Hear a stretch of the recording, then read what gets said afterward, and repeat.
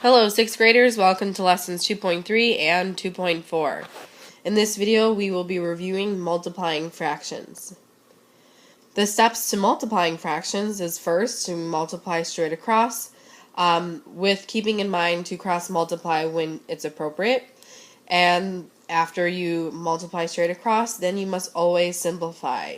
It's always going to be a requirement that you will simplify your fractions. Never a doubt in your mind that you should leave your answer in simplest form. Let's get started with our first example. I have 1/2 times 4/5. Now I have the same fraction copied down twice, same number sentence copied down twice, because I want to show you the difference when you cross multiply and when you don't, and how cross multiplying makes your life so much easier. So if I were to multiply straight across, my numerator would be 4, and then I would get 2 times 5, which is 10, and then I would need to simplify that. So divide both numerator and denominator by 2 and get 2/5. Answer. Okay? Now when you cross multiply, you're going to be looking at the values that are diagonal from each other and seeing if you can divide by a common factor. So when you have 2 and 4, I know that if I divide both of them by 2, that works out. So 4 divided by 2 is 2, 2 divided by 2 is 1. Then when I look at the other diagonal, 1 and 5, well, only their common factor is 1, so if I divide them both by 1, I'm going to get the same values. So no need to do that. Now I just multiply straight across. 1 times 2 is 2, 1 times 5 is 5. Alright.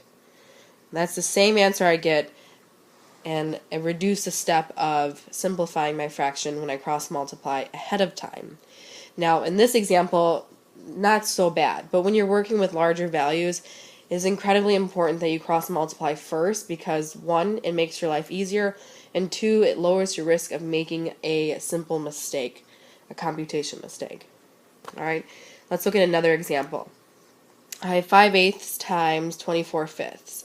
Alright, again, the first one I'm going to do without cross multiplying. You don't have to copy this first one down because I want to show you how painful it can be when you don't cross multiply, and then I want you to copy down the second one when we do cross multiply.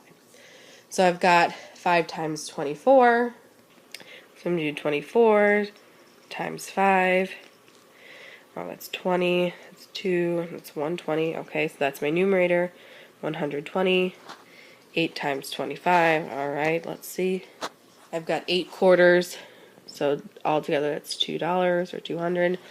Now I need to simplify this, so I'm going to divide by 2, so then that becomes 60 over 100.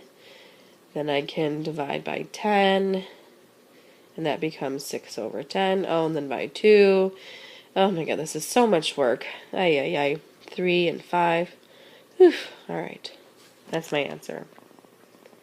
A lot of work. So now let's look and see how we could have made some shortcuts by cross-multiplying ahead of time. Looking diagonal, 5 and 25, I can divide both by 5. So 5 divided by 5 is 1.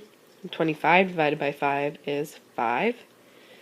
8 and 24, common factor is 8. So divide both by 8 and you get 1 and you get 3. Oh, look at this beautiful work. 1 times 3 is 3. 1 times 5 is 5. Oh, so much time left in the day to do wonderful things now that I've simplified everything and cross-multiplied ahead of time. So if this isn't convincing enough, you need to always be cross-multiplying when you can. Let's look at the next example. I've got 6 times 3/8 plus 4/5. Alright, so same rules apply. This time we're multiplying a whole number by a fraction, so to make a whole number into a fraction, put it over 1, and let's see if we can cross multiply. 6 and 8, let's divide by 2, you get 3 and 4, so I'm going to rewrite this. 3 over 1 times 3/4, multiply straight across, and I get 9/4, and I'm going to add that to 4/5. Make common denominators, make them both 20. That's 4, and that's going to be 16. That's 20. It's going to be 45. Alright. So, sorry, it's getting a little sloppy. 16 over 20 plus 45 over 20. And then let's add. So that's 61. And last and final step would be to simplify. 20 goes into 61 3 times, with 1 left over, and keep my denominator the same. So my final answer is 3 1/20. Here's our last example. This one we're looking at a mixed number, and in order to multiply mixed numbers we need to change them into improper fraction and then proceed as normal. So I've got 3 times 3, which is 9, plus 2, which is 11, keeping my denominator the same, times 3/4. Alright, cross multiply whenever you can.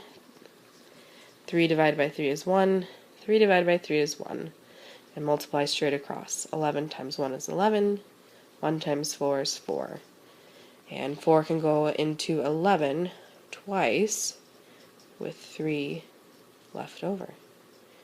So here is my final answer. And here are your practice problems.